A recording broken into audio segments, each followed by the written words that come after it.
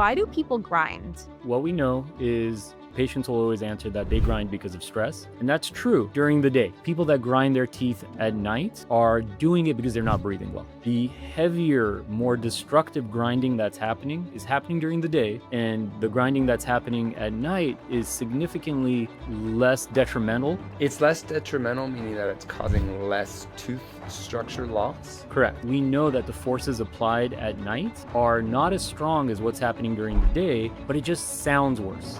The more detrimental, stronger effect of grinding is during the day, where nobody's wearing a night guard.